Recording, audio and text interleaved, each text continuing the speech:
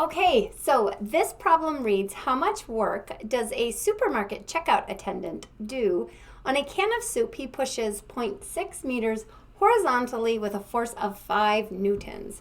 And we're going to look at this both in joules, which is sort of our standard unit of energy and work in physics, as well as kilocalories. When we think about energy for our body, we often think about it in terms of calories. So we'll look at that in both ways. All right. This is asking about work, so we want to remember that work is equal to our force times our distance times the cosine of the angle, where that angle is between the force and that displacement. So it's the dot product.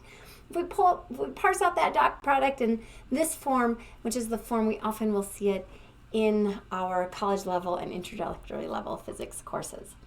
All right, so here we have our can of soup, and we're having that can of soup experiencing a force, I think it was 5 newtons. Yep.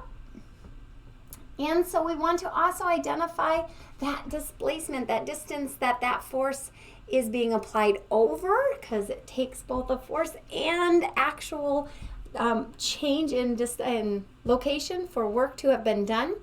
And so that is 0.6 meters.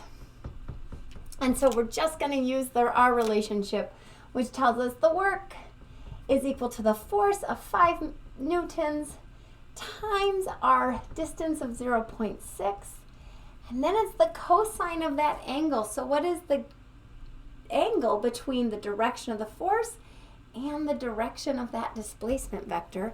In this case, that is at 0 degrees. So they're parallel to one another.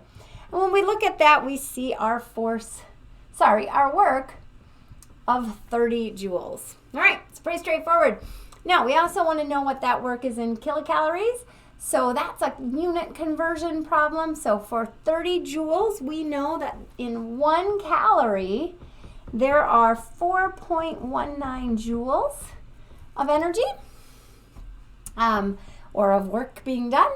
And of course, there are 1,000 calories in one, that should be a lowercase c, it's for clarity, in 1 kilocalorie. So when we do that, we find that there are 7.16 times 10 to the minus 4th kilocalories of work done on that can of soup.